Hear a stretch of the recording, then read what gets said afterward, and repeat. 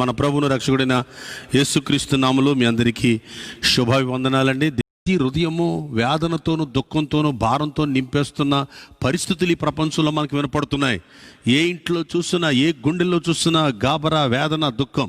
దేనికి భయపడకండి. మన ప్రభు నమ్మదగినవాడు, మన ప్రభు నమ్మదగినవాడు, మన ప్రభు నమ్మదగినవాడు. తల్లి గర్భ సంచిలో ఉన్నప్పుడు మనం అనుకున్న అవయవ నిర్మాణం ఆయన చేశాడు, లేదా మనం అనుకోని అవయవ నిర్మాణం ఆయన చేశాడు. ఒకసారి మన పరిశీలన చేసుకుంటే మనం అనుకుంటే ఈ అవయవ నిర్మాణం ఆయన చేయలేదు. కనుక ఆయన చిత్తానికి మనం అందరం అప్పగించుకోగలిగితే కనుక మన జీవితాల్లో ఈ సత్యాన్ని గ్రహించగలిగితే భూమి మీద ధైర్యంగా బ్రతకగలం. నా చిన్నప్పుడు మా నాన్నగారు వాళ్ళ పెద్దమ్మ ఒక మాట చెప్తూ ఉండేది, ఆ తల్లి, మూతి పెట్టినోడు మేత పెట్టడా అని. అంటే తల్లి గర్భ నిర్మాణంలో అవయవ నిర్మాణం చేసిన దేవునికి మనం ఎలాగున్నామో తెలియదా అని. నేడు దినాన్న దయచేసి గమనించండి, మీరే పరిస్థితుల్లో ఉన్న దేవుడు చూస్తున్నాడు. నమ్మదగిన వాడు, మిమ్మల్ని ధైర్యపరచగల ఆత్మదేవుడు ఉన్నాడు. మీరు ప్రభువునందు ఆనందించండి. ఎక్కువ టైం వాక్యంతో గడపండి, ఎక్కువ టైం ప్రార్థనలో గడపండి, ఎక్కువ టైం బైబిల్ చదవటంలో మీ జీవితాన్ని ఎక్కువ సమయం కేటాయించాలని ప్రభు పెట్టిన 2 చేతులు జోడించి మనం చేస్తున్నాను. తద్వారా ఎన్నో విజయాలు మీరు చూడగలుగుతారు. దేవుని బిడ్డలారా, ఈ రాత్రికాల సమయంలో ఫిలిప్పు గారి గురించి మీతో మాట్లాడడానికి మీ ముందుకు వచ్చాను. అపోస్తలుల యొక్క 12 మంది శిష్యులలో 4వ వ్యక్తి గురించి మనం నిన్న దినాన యోహాను గారి గురించి మాట్లాడుకున్నాం. ఆయన ఆధ్యాత్మికమైన అనుభవాన్ని కలిగిన వారు. 4 శిష్యుల గురించి మనం మాట్లాడుకున్నాం. యేసు ప్రభు శిష్యుల్లో మొట్టమొదటి ఆంద్రే గారి గురించి మనం మాట్లాడుకున్నాం. అద్భుతమైన తన సేవా పరిచయం జరిగించారు.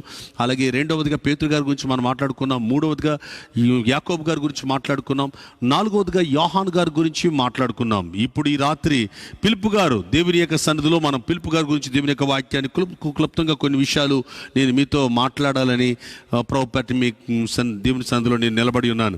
ఫిలిప్పు గారి గురించి దేవుని యొక్క వాక్యాన్ని గమనించినట్లయితే మనకి యోహాను సువార్త పరిశుద్ధ బైబిల్ దేవుని యొక్క వాక్యంలో గమనించండి. మనం చూసినప్పుడు 1వ అధ్యాయము 43వ వచనం నుండి, మర్నాడు ఆయన గలిలయ వెళ్ళగోరి ఫిలిప్పును కనుగొని నన్ను వెంబడించమని అతనితో చెప్పాను. ఫిలిప్పు బెత్సయిదావాడు కనుక ఆంద్రెయ, పేతురు అనువారి పట్టణపు కాపరస్తుడు. ఫిలిప్పు నతానీయేలును కనుగొన్నాడు. ధర్మశాస్త్రంలో మోషే ప్రవక్తలు ఎవరిని గూర్చి వ్రాసిరో ఆయనను కనుగొంటిమి. ఆయన యేసేపు కుమారుడైన నజరేయుడగు యేసు అని అతనితో చెప్పాను. దేవునికి స్తోత్రం కలుగాక. దేవుని బిడ్డలారా, యేసు ప్రభువారు స్వయంగా ఫిలిప్పు యొక్క ఉంటున్న ప్రాంతాల్లో సంచరిస్తున్నప్పుడు అక్కడ అనేక మంది కనపడుతుంటే ఫిలిప్పు వైపు ఆయన కన్నులు పెట్టి, ఆయన వ్రేలు పెట్టి, గమనించండి, వ్రేలు పెట్టి ఫిలిప్పును అంటున్నాడట, నీవు నన్ను వెంబడించాలి అని.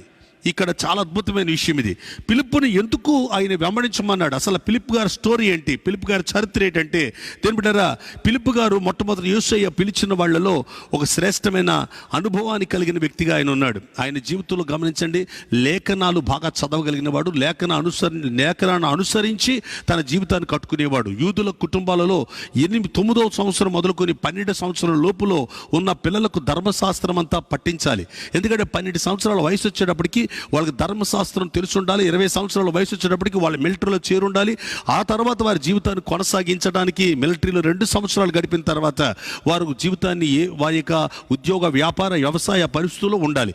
ఇది ఇశ్రాయేల్ రూల్. ఎందుకంటే ముందు దేవుడిని గురించి తెలుసుకోవాలి, తర్వాత తమ దేశం గురించి తెలుసుకోవాలి. దేశం గురించి తెలుసుకునే వయసు 20 సంవత్సరాల వయసు వచ్చిన వాడిని చేరుస్తారు. కానీ దేవుని గురించి తెలుసుకునే వయసు వచ్చినప్పుడు బాల్యకాలంలోనే. అందుకనే ప్రసంగి రాసినప్పుడు అంటాడు, దుర్దినం రాకముందే నీ సృష్టికర్త స్మరణ తెచ్చుకో, నీ బాల్య దినములందే. అంటే 9 ఏళ్ల వయసులోనే నీకు ధర్మశాస్త్రం నేర్చుకోవాలి. ఆదికాండం, నిర్గమకాండం, లేవికాండం, సంఖ్యాకాండం, ద్వితీయోపదేశకాండం అని 5 గ్రంథాలు కూడా వారు పఠించేవారుగా ఉండాలి. ఆ పఠించేటప్పుడు లేదా తెలుసుకునేటప్పుడు ఎవరినో ఉద్రేకపరచాలి, ఎవరినో ఉజ్జీవపరచాలి, ఎవరినో ప్రేమించాలి, లేదా ఎవరో నన్ను గుర్తుపట్టాలి, ఎవరినో తెలుసుకోవాలనే ఉద్దేశంతో చదివేవాళ్ళు కొంతమంది అయితే, మరికొంతమంది గమనించండి, దీనిలో చరిత్ర ఏంటి, చరిత్ర ఏం చెప్తుంది, చరిత్ర సంగతులు ఏంటి అని తెలుసుకునేవారు కొంతమంది ఉంటారు. అయితే గమనించండి, ఇందులో మీ యొక్క పిలుపుని గురించి మనం గమనిస్తే లేఖనాలలో ఉన్న సత్యాన్ని గ్రహించేవాడు. గమనించండి, ఈ లేఖనాలు ఎదుటివాడిని వాదించడానికో, ఎదుటివాడికి మెప్పు చెప్పుకోవడానికో, గొప్ప చెప్పుకోవడానికో, ఎదుటివాడి దగ్గర ఏదో స్టోరీ నేను ఒకవేళ చెప్పి నా జీవితంలో ఏదో నేను ఇక్కడ గొప్పగా చేసుకోవాలనే ఉద్దేశంతో మాత్రం లేఖనాలు చదవట్లేదు. అతను లేఖనాలు చదువుతుంది ఏంటంటే అందులో సత్యాన్ని తన జీవితాన్ని అన్వయించుకుని తన బ్రతుకులో ఆ సత్య మార్గంలో అటువంటి సత్య మార్గంలో నడవాలి. అంటే బైబిల్ చదువుతున్నప్పుడు అతనికి ఏమర్థమవుతుందంటే ఈ భూమి శాశ్వతం కాదు. ఈ లేఖనాలు 9వ వయసు నుండి 12వ వయసు వరకు చదివిన ధర్మశాస్త్రానికి చెప్పింది నిత్య జీవం ఒకటి ఉంది. ఆ నిత్య జీవానికి ప్రయాణము చేయటానికి నేను నా బ్రతుకులో నేను ఒక మెస్సియాను కనుగోవాలి, ఒక అభిషక్తుని నేను కనుగోవాలి. అందరూనేమో బైబిల్ ఆ రోజులు ఎందుకు చదువుతున్నారంటే నేను గొప్ప తెచ్చుకోవాలి, ఈ ధర్మశాస్త్రం చదవాలి కాబట్టి చదవాలి, ఇది తెలుసుకోవాలి తెలుసుకోవాలి, మా మోషే గొప్పతనం ఇది, మా యేసేపు గొప్పతనం ఇది, మా అబ్రాహాము గొప్పతనం ఇది అని చదువుతుంటుంటే ఈయన ఏం చేస్తున్నాడంటే అబ్బో మా ఆత్మలకు రక్షణ ఇచ్చేవాడు ఎక్కడ, మన ఆత్మలు రక్షించేవాడు ఎవరు? అబ్రాహాము ఎదికిన ఆ సర్వశక్తి గల దేవుడు, ఇస్సాకు వెతికిన సర్వశక్తి గల దేవుడు, యాకోబు వెతికిన సర్వశక్తి గల దేవుడు ఎవరై ఉంటారు? ఆ యొక్క ఒకవేళ వాగ్దాన పుత్రుడైన ఇస్సాకు చెప్పాడు కదా, వాగ్దాన పుత్రుడైన అబ్రాహాముకు చెప్పాడు కదా. అయితే వాగ్దాన పుత్రుడు అంటే ఇస్సాకు కాదు, వాగ్దాన పుత్రుడు అంటే యేసు ప్రభు. ఈ మెస్సయ్య ఎక్కడున్నాడు అని వెతుకుతుంటే అతనికి తెలిసిపోయింది ఏంటంటే, గమనించండి, ఎప్పుడైతే యేసయ్య అతన్ని వెంబడించమని అన్నాడు, అతను వెంటనే గుర్తించిన విషయం ఏంటంటే నన్ను వెంబడించమన్నవాడు లేఖనాలలో రాయబడిన విమోచకుడు, రక్షకుడు, పరిశుద్ధుడు అని తెలుసుకున్నాడు. ఇంకొక మాట చెప్పమంటారా? ఎంత స్పష్టంగా రాయబడిందంటే అతను అంటాడు, గమనించండి, ఆయనట యేసేపు కుమారుడైన నజరేయుడగు యేసు అనే ఆయన వడ్లవాని కొడుకు అనుకుంటున్నారేమో, కాదు రక్షకుడైన. లేఖనాలు చెప్పాయే, ఆ లేఖనాలు చెప్పిన మెస్సియా వచ్చేసాడు. అది లేఖనాలను తన కొరకు అన్వయించుకుంటున్నాడు. అది నచ్చింది యేసయ్యకి, అందుకే పిలిచాడండి. ఈరోజు సంఘంలో ఎంతోమంది వస్తారు చర్చిలోకి, లేఖనాలని, వాక్యాలని ఏమంటే కంఠస్థ పట్టే వాళ్ళు ఉంటారు, పాస్టర్ గారికి అప్పచెప్పే వాళ్ళు ఉంటారు, లేఖనాలతో అత్తకోడలు తిట్టుకునే వాళ్ళు ఉంటారు, ఏమంటే తల్లి కొడుకులు తిట్టుకునే వాళ్ళు ఉంటారు. నేను చాలాసార్లు చిన్నప్పుడు చూచిడేవాడిని, వినేవాడిని. ఒక ఆయన అనేవాడు, బ్రదర్ దేవుడు మిమ్మల్ని చూపించాడు, మీరు పలానా విషయాల్లో నాకు ఏదో సహాయం చేస్తున్నట్టు అని. అవతల ఆయన అనేవాడు ఏమనంటే, ఆయన నీ పొరుగు వాడిది ఏది ఆశించొద్దని వాక్యం చెప్తుంది కదా అని. ఈయన అనేవాడు నిన్ను వాళ్ళు నీ పొరుగువాన్ని ప్రేమించమని వాక్యం. అంటే వాళ్ళ అవసరాలకు లేఖనాలు వాడుకునే వాళ్ళు లేరే ఈ రోజుల్లో. మన జీవితంలో ఎప్పటికైనా ఈ లోకాన్ని విడిచిపెట్టి వెళ్ళిపోతాం. సత్యాన్ని, నిజాన్ని గ్రహించే వ్యక్తులం కావాలి. ఏది నిజం? తల్లి గర్భ సత్యం నుంచి బయటికి, తల్లి గర్భ సంచిలో అవయవ నిర్మాణం అయిన తర్వాత బయటికి రావటం, జన్మించటం అనేది నిజం కాదా? ఈ లోకంలో పుట్టిన ప్రతి మనిషి చచ్చిపోతాడన్నది నిజం కాదా? చనిపోయిన తర్వాత నిత్య జీవం ఇచ్చేది ఎవరో తెలుసుకుని బ్రతకటం అనేది నిజం. ఆ నిజము తెలిసిన తరువాత పిలుపు ఇంకెక్కడ నిలబడ్డా నిజాన్ని చెప్పడానికి ప్రయత్నిస్తాడు, పరిగెత్తుతాడు, ఎక్కడికైనా పరిగెత్తాడు, ఏ గ్రామైనా పరిగెత్తాడు, ఎవరి దగ్గరికి వెళ్తాడు. అది నచ్చింది యేసయ్యకి. పిలుపు గారిలో గొప్ప సంగతులు చెప్పమంటారు దేని బిడ్డారా? అతడు ఆ పనిని బట్టి అతడు చేయగలిగే సేవ పరిచర్య ఎంత గొప్పదో గ్రహించే అనుభవంలో కొన్ని మాటలు మీ ముందు తెలియజేస్తాను దేని బిడ్డారా. ఒకరోజు తన జీవితంలో ఈ అపోస్తులంతా పరిచర్య జరుగుతూ ఉంది. ఈయన ఒక అపోస్తుడే.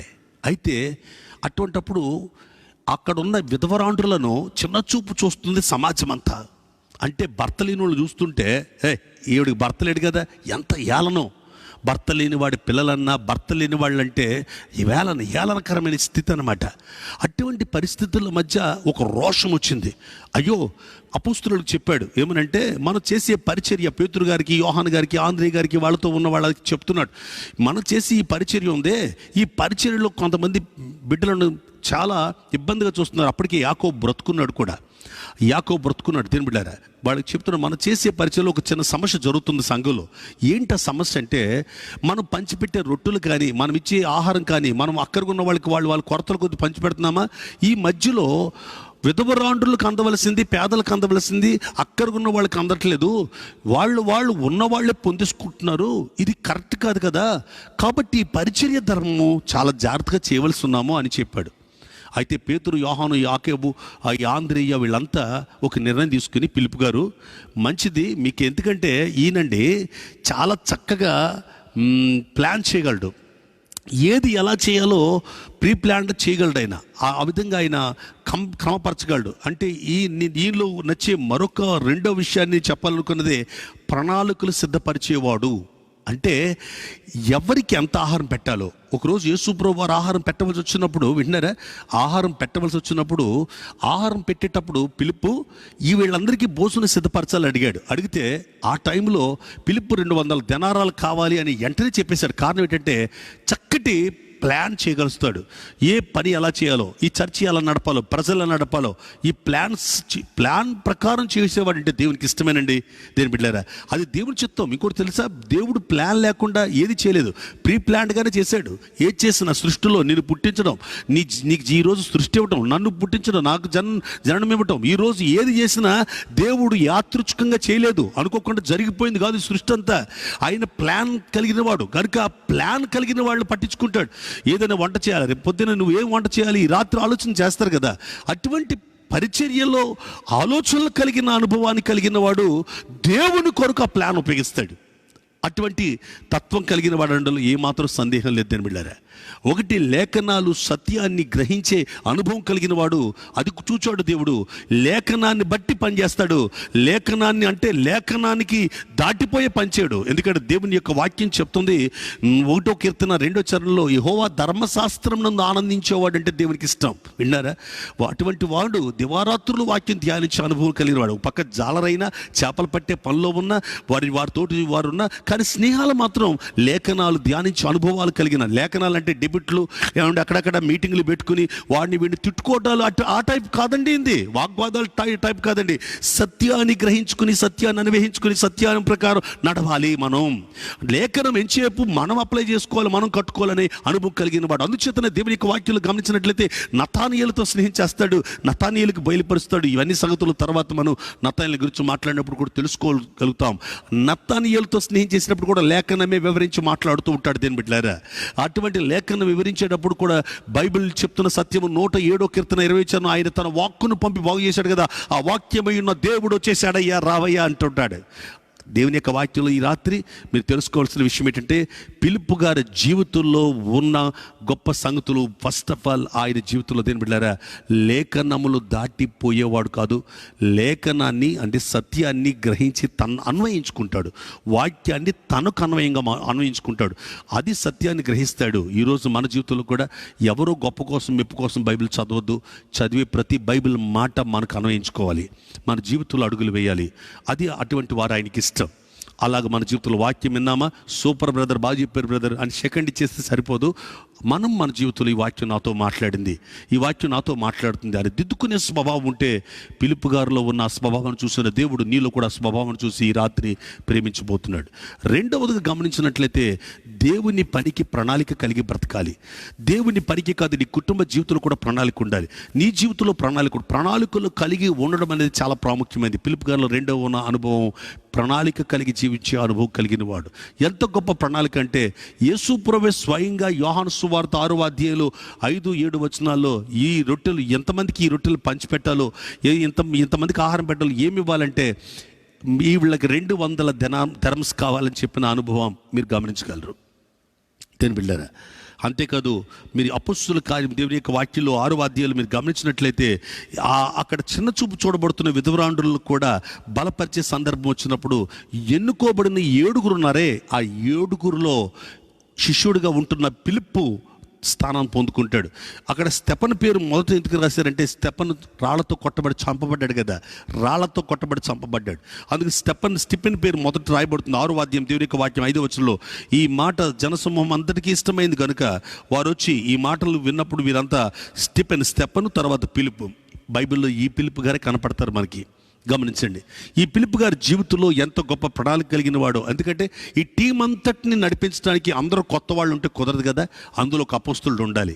అందుకు ఈ అపోస్తలుడు చార్చబడ్డాడు. ఈ చార్చబడి ప్రణాళిక కలిగి ప్రజలను బలపరిచి స్టిఫెన్ అంత వాక్యం చెప్పగలుగుతున్నట్టు గల కారణం ఎవరు తెలుసండి, ఆ 7లో ఒకడైన పిలుపు ప్రోత్సాహం అండి. స్టెఫన్కి. రాళ్లతో కొడుతున్నా సరే చచ్చిపోవడానికి సిద్ధపడి స్టెఫన్ అంటే గమనించండి, పిలుపు నడిపించే నడిపింపు అలాగ ఉంటుందండి. పిలుపు గారి యొక్క భారం ప్రణాళిక అలాంటిదండి. దేని బిడ్డారా, అందుకని పిలుపుని దేవుడు ఎక్కడెక్కడ ఏ సందర్భంలో అప్పగించాలో అప్పగిస్తూ వచ్చాడు. నపుంసకుడు వెళ్ళిపోతుంటే, నపుంసకుడు వెళ్తున్న దారిలో ఆ కందకి కింద ఆర్థిక మంత్రిగా ఉంటున్న ఆ యొక్క నపుంసకుని యొక్క ఎదుర్కోవడానికి, అంత్యోపియా దేశానికి సంబంధించిన ఆర్థిక మంత్రి కదండి, అతడు యెరూషలేము వచ్చి వెళ్ళిపోతున్న గాజొక్క మార్గంలో అతన్ని ఎదుర్కొని సువార్త చెప్పి అతన్ని బలపరిచి అతనికి వెంటనే బాప్తిసం ఇచ్చాడంటే ఎంత సువార్త భారం కలిగిన వాడు. మూడవదిగా మీరు గమనించాలి, పని పట్ల ఏదైనా పని అప్పగిస్తే భారంతో దాన్ని ముగించే వరకు వదలడట. ఆ పనిని భారంతో పని చేయగలిగిన వాడు. ఒకటి గమనించండి, లేఖనంలో ఉన్న సత్యాన్ని తను అన్వయించుకుంటాడు. రెండు, సత్యాన్ని అన్వయించడం కాదు, దేవుని పని ఏదైనా, తన పని ఏదైనా ప్రీ ప్లాన్డ్గా ప్రణాళిక కలిగి చేస్తాడు. మూడవదిగా దేవుని యొక్క వాక్యాలు గమనిస్తే అతడు దేవుని యొక్క సువార్త పట్ల, పని పట్ల బాధ్యతను పూర్తి చేసేదాకా వదలడు, పట్టుదల కలిగిన వాడు. ఆ పనిని గమనించండి, పూర్తయ్యేదాకా ప్లాన్లు వేయటం గొప్ప సంగతి, కానీ ప్లాన్లు పరిపూర్ణం చేయరు. కొంతమంది మధ్యలో వెళ్ళిపోతుంటారు కదా. ప్లాన్లు చాలా చక్కగా చేస్తారు, కానీ ప్రణాళికలు బాగానే చేస్తారు, కానీ దాన్ని పరిపూర్ణం చేయరు. పరిపూర్ణం చేయటానికి సిద్ధపరుస్తాడు. ఎంత సిద్ధపరుస్తాడంటే ఆత్మల పట్ల భారంతో ఆ పనిని చేయటానికి తన యొక్క గమనించండి, తన జీవితంలో నలుగురు కుమార్తెలు ప్రవక్తనీలుగా మార్చేశాడంటే, విధవరాండ్రుల పరిచర్యలో ఎక్కడైనా తన లేనప్పుడు చిన్నచూపు చూడబడుతుందని ఆ స్త్రీలు, తనకు నలుగురు కుమార్తెలు ఉన్నారండి, ఆ నలుగురు కుమార్తెలు కూడా ప్రవక్తనీలుగా మార్చిన శ్రేష్టమైన అనుభవం కలిగిన పరిచారకుడండి ఆయన ఎక్కడ కూడా దేని బిడ్డారా, ఎక్కడ కూడా విశ్రమించినట్లుగా, ఏదో ఖాళీగా ఉన్నట్లుగా లేదు. 8వ అధ్యాయానికి వస్తే అపొస్తలుల కార్యంలో అతడు గ్రామాలకు పల్లెలకు తిరుగుతున్నట్లుగా 8, దయచేసి దేవుని యొక్క వాక్య భాగాలు మీరు గమనించినట్లయితే 8వ అధ్యాయంలో అతని జీవితంలో ఎన్ని ప్రాంతాలండి ఆయన తిరిగింది. 5, 6 వచనాలు రాయబడింది. సమరయ పట్టణం వరకు వెళ్ళి క్రీస్తును వారిని ప్రకటిస్తూ వచ్చాడు. పిలుపు, సూచక్రియలు, మహత్కార్యాలు, అపవిత్రమైన దెయ్యాలను వదిలిస్తూ వచ్చాడు. ఎన్నో అద్భుతమైన సూచక్రియలు జరిగిస్తూ వచ్చాడు. ఇన్ని జరిగించడమే కాకుండా తన యొక్క కుటుంబాన్ని కూడా క్రీస్తు కొరకు పెంచాడండి. ఎంత గొప్పగా పెంచాడంటే 21వ అధ్యాయం అపొస్తలుల కార్యం దేవుని యొక్క వాక్యంలో గమనించినప్పుడు అతనికున్న ఆ యొక్క నలుగురు కుమార్తెల విషయంలో కూడా ప్రత్యేకమైన వారిని బలపరిచిన సందర్భం 8, 9 వచనాలు అయితే గమనించండి. ఇక్కడ రాయబడింది, అపొస్తలుడైన పౌలు రాశాడండి మాటలు. మరునాడట మేము బయలుదేరి కైసరికి వచ్చాము, 7 లో ఒకడును సువార్తికుడునైన ఫిలిప్పు అని. ఎందుకంటే గమనించండి, 12 మందిలో ఒకడైనా, కానీ 7 చేర్చబడ్డాడు. ఇక్కడ 7 తగ్గిపోవడానికి ఇష్టపడడం గురించి కాదండి అక్కడ రాయబడింది. మీరు దేవుని వాక్యానికి క్షుణ్ణంగా ఆలోచన చేయండి. ఇతనికి అశ్వప్రియుడు అని అర్థం. ఫిలిప్ అనే మాటకు అశ్వప్రియుడు అంటే గుర్రములు రేసు, అంటే ఆ యొక్క పరుగు పందాల విషయాల్లో చూడండి ఎంత ఆసక్తి ఉంటుందో అటువంటిది. ఇది ఒక గ్రీకు పదం అనమాట. ఇది గ్రీకు పదం. ఆ పదం నుండి పెట్టారు ఈ పేరు ఈయనకి. అటువంటి ఈ వ్యక్తి జీవితంలో గమనించండి, 12 మంది శిష్యుల్లో నుండి ఒక టీం, ఒక 7 తయారు చేశారే, దానికి లీడర్ ఈయన. ఆ టీం నడిపించాడు, ఈ పంచిపెట్టే కార్యక్రమం నడిపించాడు. ఈ రొట్టెల పంచే కార్యక్రమం ఆ రోజు యేసు ప్రభు పిలుపుకి అప్పగించడానికి గల కారణం కూడా ఇతడు పరిచర్య భారం కలిగిన వాడు. ఎదుటి వారికి సహాయం చేయటంలో, విధవరాండ్రులకు సహాయం చేయటంలో, ఇబ్బందుల్లో వారికి సహాయం చేయటంలో, పాత్రని దానం చేయటం అంటారు చూడండి, అవి చాలా సూక్ష్మంగా చూస్తాడండి. దేవుని బిడ్డలారా, ఇక్కడ రాయబడిన వాక్యాన్ని గమనిస్తే అతడు పౌలు గారు చెప్పాడు. పౌలు గారు ఏం చెప్పాడంటే, మేము 3వ మిషనరీ పరిచయం చేస్తాడు ఈయన. ఈ ఫిలిప్ గారు అండి సువార్తిక లిస్టులోకి చేర్చబడ్డాడు. ఇప్పటి వరకు నేను చెప్పిన నలుగురిలో ఒక ఆయన ఏమో మీరు చూస్తూ ఉన్నారు, ఆంద్రే గారి గురించి. ఆంద్రే గారు సంఘ పరిచర్య విధానాల్లో ఆయన వెనక ఉండి వాళ్ళందరినీ ధైర్యపరిచాడు. సంఘ స్థాపనకు పునాదిరాయి పేతురు గారు అయితే తాళాలు కలిగిన వాడిగా ఉన్నాడు. అంతేకాదు సంఘానికి పెద్దగా యోహాన్ గారు ఉన్నారు. సంఘ యొక్క పరిచర్య ధర్మంలో మొదటి హతసాక్షిగా యాకోబు గారు అయిపోయారు. ఇదంతా మనం చూస్తూ వచ్చాం, గమనించండి. అయితే యాకోబు పత్రిక రాసింది యాకోబు గారు కాదండి, ఆయన ప్రభువైన యేసుక్రీస్తు వారి యొక్క సహోదరుడిగా ఆ యాకోబు వేరు. అయితే ఈ విషయాన్ని మీరు బాగా గమనించాలి. అయితే ఇక్కడ సువార్త పరిచర్యకు పరిగెత్తిన గొప్ప యోధుడు ఫస్ట్ అంటే పౌలు గారి కంటే ముందు సువార్త చేసిన మిషనరీ పరిచర్యకు వెళ్ళడానికి ఇష్టపడిన వాడు ఫిలిప్ గారు. ఈయన చూసే పౌలు గారు తను ప్రోత్సహించబడ్డాడు అనుకుంటాను నేను. అందుకని అతను 3వ మిషనరీ పరిచయం చేసినప్పుడు ఎక్కడికి వచ్చాడు? ఫిలిప్ గారి ఇంటికి వచ్చాడట. ఫిలిప్ గారి ఇంటికి వచ్చినప్పుడు ఆ ఇంట ప్రవేశించి అతని యొద్ద ఉండినప్పుడు అప్పుడు ఈయనకి తెలిసింది ఏమనంటే, అక్కడ గమనించండి, ఆయన ఇంటిలో ఉన్న సమయంలో ఆయనకున్న కుమార్తెలు ప్రవక్తినిలని గుర్తించాడండి. అక్కడ రాయబడిన మాట మీరు గమనించారా? మేము అక్కడ ఉన్నప్పుడు అతను 4 కుమార్తెలు అతను కుండిరి, వారు ప్రవచించువారు అనే విషయాన్ని చాలా స్పష్టంగా రాసి పెట్టాడు దేని బిడ్డలారా. ఈ విధంగా పేతురు గారి యొక్క జీవితంలో కానీ, పౌలు గారిని ఆదరించినప్పుడు, అలాగే ప్రోత్సహించడంలో ఫిలిప్పు గారు కానీ, ప్రోత్సహించడంలో పౌలు గారిని చాలా విలువైన పాత్ర ఉందండి. పేతురు గారు కనపడని పాత్ర పోషించారు, అలాగే ఫిలిప్పు గారు కూడా పౌలు గారిని బలపరచడంలో విలువైన పాత్ర పోషించారు. అందుకని వారి ఇళ్లలోకి వెళ్ళి చూసినప్పుడు పేతురు గారి భార్య విశ్వాసి అయిన భార్య అని చెప్పడంలో ఆమె ప్రవర్తన విధానము పౌలు గారిని ఎంత మార్చిందో ఆలోచించండి. విశ్వాసకుండే లక్షణాలు ఎలాగుంటాయో ఆ భార్యలో చూడగలిగాడు కాబట్టి గలతీ పత్రికలో 1వ అధ్యాయంలో రాయగలిగాడు. అలాగే ఫిలిప్పు గారి ఇంట్లోకి వెళ్ళి చూసినప్పుడు తనకున్న 4 కుమార్తెలు కూడా అని చెప్పాడు. గమనించండి, అంటే వాళ్ళ చూపులతో కూడా పాపం చేయలేని శ్రేష్టమైన అనుభవం కట్టుకున్నారు. ఈనాడు సంఘాలలో పెద్దలు కానీ, కాపురుల పిల్లలు కానీ చూస్తుంటే వాళ్ళు చూసే వాట్సాప్లు, ఫేస్బుక్లు ఎంత పాడైపోతున్నారండి. దేవుని బిడ్డలారా, శరీరంతో పాపం చేయటం కంటే కంటితో, చూపులతో పాపం చేసే యవనస్తులు ఎంతమంది ఉన్నారు. వాళ్ళు కన్యకలు అని రాస్తూ ఉన్నాడు. అంటే వారి యొక్క చూపులో కానీ, మాటలో కానీ, ప్రవర్తనలో కానీ పాపం ఎరగని 4 కూతురులు. ఎలా పెంచావయ్యా పిలుపు అంటే, ఫస్ట్ ఆఫ్ ఆల్ లేఖనాలు అనుసరించే అనుభవం. లేఖనాలు ఎవడికో చెప్పాలని కాదండి, లేఖనాలు తన అనుసరించుకునేవాడు కుటుంబంలో చెదిరిపోయే పిల్లలు కూడా కాపాడబడతారండి, పాడైపోయే వ్యక్తులు బాగుపడతారండి. కనుక బైబిల్ చదివేటప్పుడు నాతో మాట్లాడుతుంది బైబిల్ అని గుర్తించండి. అలా బైబిల్ చదివిన నీవు నీ జీవితంలో అన్వయించుకున్నప్పుడు, ప్రజలకు ప్రకటించేటప్పుడు ఒక ప్రణాళిక కలిగి పనిచేద్దాం. అలా ప్రణాళిక కలిగిన వాడి గారికి గారడి సీమోన్ లాంటి కూడా మార్చగలిగాడు. 8వ అధ్యాయం అపొస్తలుల కార్యాల్లో గారడి సీమోనుకు సువార్త చెప్పింది ఆయనే, నపుంసకుని బాప్తిసం ఇచ్చింది ఆయనే. దేవుని పరిచర్య, ధర్మాన్ని జరిగించడంలో 7గురిని ఎన్నుకున్నప్పుడు 7గురిలో ఒకడైపోయి చూసారా, తనకు 4 కూతుర్లు ఉన్న కుమార్తెలు, 4 కుమార్తెలు. చాలామంది అనుకుంటారు ఆడపిల్లలు ఉంటే ఏదో శాపంలో చూస్తారు. ఆడపిల్లలు శాపమేం కాదండి, ఆడపిల్లలు కూడా ఆశీర్వాదమేనండి. దేని బిడ్డలారా, మగపిల్లలు అనుకుంటున్నారు, ఆడపిల్లలు కూడా గొప్ప సేవ చేయగలిగిన వారండి, గొప్ప పని ఉందండి వారి పట్ల. మనకు బైబిల్లో గమనించండి, ఆడపిల్ల మగపిల్ల లేదు. కుమారులు అనే మాటకు వస్తే కుమారులు అనుకుంటా, కుమారులు అనే మాట దగ్గర ఏమని తెలుసా, చిల్డ్రన్స్, పిల్లలు అని. పిల్లలనగా ఆడబిడ్డనే కావచ్చు, మగబిడ్డనే కావచ్చు, దేవుని కొరకు వాడబడాలా, దేవుని కొరకు పని చేయాలి. మీరు చూసారా, ప్రవక్తినిలుగా ఉండి దేవుని కొరకు పని చేస్తున్నట్లుగా ఆయన క్లియర్గా చెప్తా ఉన్నాడు. దేని బిడ్డలారా, ఈరోజు మన జీవితంలో, మన యొక్క బ్రతుకులు కూడా ఎటువంటి పరిస్థితుల గుండా వెలుచున్నామో ఒకసారి ఆలోచన చేయండి. ఫిలిప్పు గారి జీవితంలో ఒక మంచి స్నేహాలు ఉన్నాయి, ప్రార్థనాపూర్వకమైన జీవితం ఉంది, లేఖనాన్ని అనుసరించే అనుభవం ఉంది, ప్రభు కొరకు హింసలు అనుభవించే అనుభవం ఉంది, దేవుని కొరకు బ్రతికే అనుభవం ఉంది. ఈ రాత్రి ఈ మాటల ద్వారా దేవుని సందులో కట్టబడే ప్రతి బిడ్డను గురించి నేను మాట్లాడుతున్నాను. ఫిలిప్పు గారిలో ప్రభుకు నచ్చిన అనుభవాలు ఈరోజు మనలో ఉన్నాయా? వాళ్ళు కూడా తొట్టిల్లిపోయారు కదా పాస్టర్ గారు. ఎప్పుడు బలహీనతలు చూస్తాం మనం. ప్రభుకండి ఒక్క చిన్న మంచి విషయం ఉంటే ఎన్ని బలహీనతలను సహిస్తాడండి. ఇప్పుడు మీకు మాట చెప్తానండి, నువ్వు నీ కూతురుని ప్రేమిస్తున్నావు, నీ కొడుకుని ప్రేమిస్తున్నావు, లేదా నీ భర్తను ప్రేమిస్తున్నావు, నా ప్రియ సహోదరి చెల్లి అక్క, నీ భార్యను ప్రేమిస్తున్నావు, నా ప్రియ సహోదరుడా నీ భార్యను ప్రేమిస్తున్నావు. ప్రేమించేటప్పుడు ఎన్ని బలహీనతలను ఏం చేస్తావు తెలుసా? నువ్వు అప్పుడే గసురుతో తర్వాత నా యొక్క బిడ్డ, నా కూతురు, నా భార్య, నా భర్తని ఎంత క్షమించి ఒత్తుకుంటావు కదా. అలాగే యేసయ్య కూడా వాళ్ళలో ఎన్నో లోపాలున్నా, సహించలేని పరిస్థితులు వచ్చినా ఈ మంచి విషయాలు చూసి వాళ్ళని ఎంతగానో గణపరుచుకుంటూ వచ్చాడు. ఆయన ప్రేమిస్తూ వచ్చాడు. ఆయన సిలువ వేసేటప్పుడు వాడు చెదిరిపోయినా మరలా పునరుద్ధానం పొందిన తర్వాత వాళ్ళకి వెళ్ళి కనపడ్డాడండి. ఆయన ఎందుకు కనపడ్డాడు తెలుసా దేని బిడ్డలారా? వాళ్ళలోని ఈ క్వాలిటీస్. మరొకసారి చెప్తున్నాను వినండి, లేఖన సంబంధమైన విశ్వాసం ఇది. లేఖన సంబంధమైన విశ్వాసం. నేను అంటాను, లేఖన సంబంధమైన విశ్వాసం అంటే అద్భుతాలు చూసి చేసే విశ్వాసం కాదు ఇది. నీ పక్కింటి వాళ్ళకి జరిగే అద్భుతాలను బట్టి, నీ పక్కింటి వాళ్ళకి జరిగే మేలుని బట్టి నువ్వు నమ్ముతున్నావు.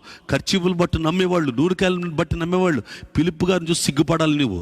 లేఖనం అందుకన్నాడు, వినుట వలన విశ్వాసం కలుగును, వినుట క్రీస్తుని గురించిన మాట వల్ల కలుగును అని ఫిలిప్పును బట్టి చెప్పొచ్చు. ఈ మాట లేఖనంలో ఉన్నదాన్ని బట్టి నమ్మేశాడు. అంతే. వెంటనే నువ్వు నమ్మగలవా? ఈరోజు లేఖనం చదువుతున్నావు, అది నీ జీవితంలో కట్టగలదని నమ్ముతున్నావా?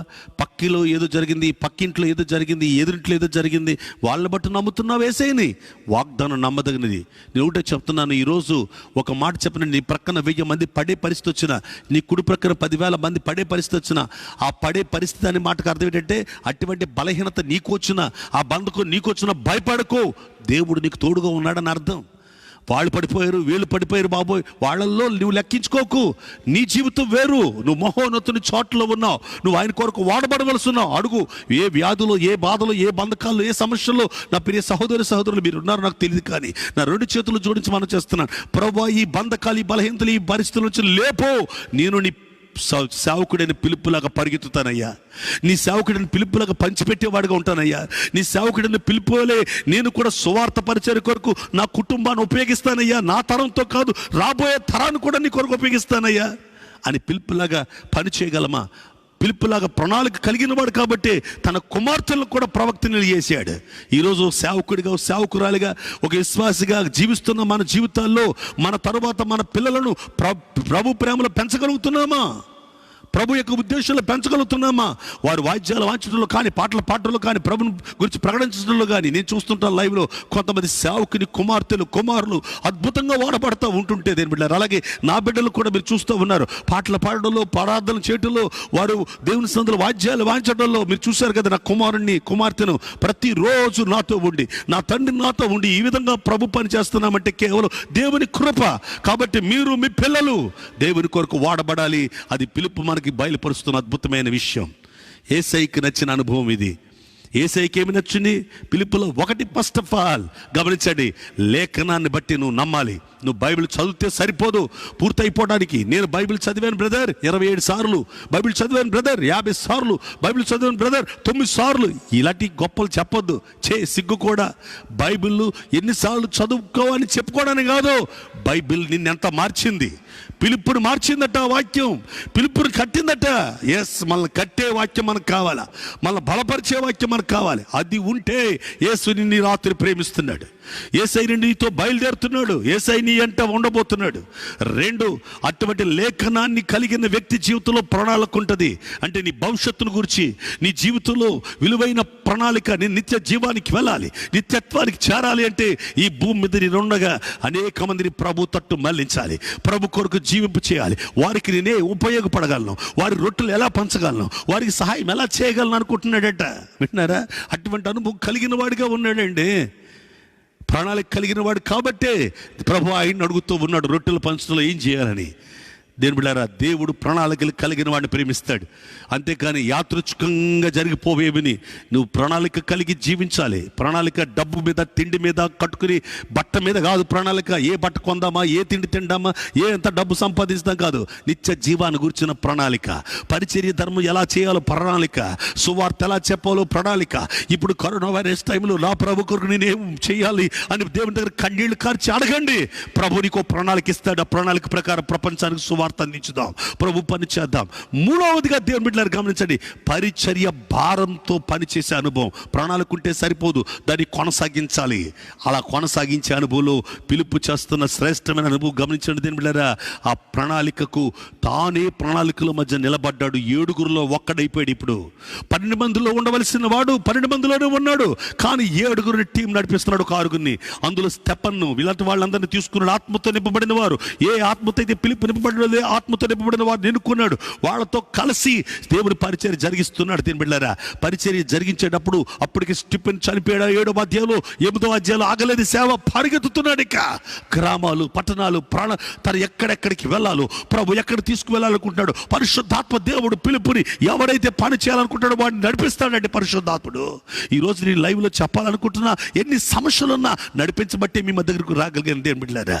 కాబట్టి నువ్వు ప్రణాళిక కలిగి ఉండి ముందు ఒక అడుగు వేయగలిగితే పరిశుద్ధాత్ముడు 100 అడుగులు వేయిస్తాడు నీ చేత, 100 అడుగులు వేయిస్తాడు. అందుకని గమనించిన, రథముతో పాటు అతడు వెళ్ళే అంత వేగంగా పరిశుద్ధాత్మ దేవుడు ఆ యొక్క పిలుపుని తీసుకుని వెళ్ళిపోతున్నాడు గాజొక్క మార్గానికి.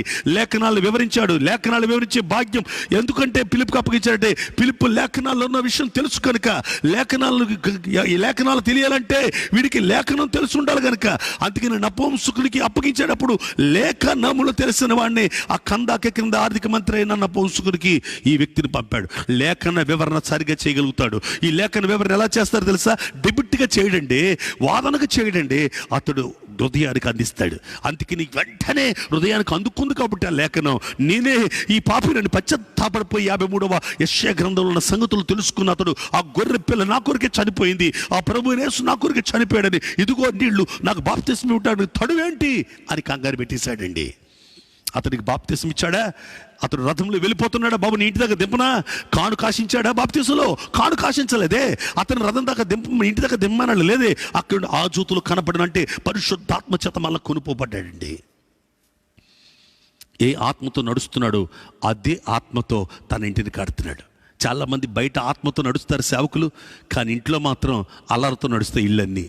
నీ పిల్లలు, నీ కుటుంబం, నీ భార్య, నా సహోదరి సహోదరులారా, ఆత్మతో నడిచే మనము మన కుటుంబాల ఇళ్లలో అల్లరెందుకండి? టీవీ అల్లరెందుకండి? సెల్ ఫోన్లు అల్లరేటండి, లోక మర్యాదలు అల్లరేటండి, ఫేస్బుక్లో అల్లరేటండి.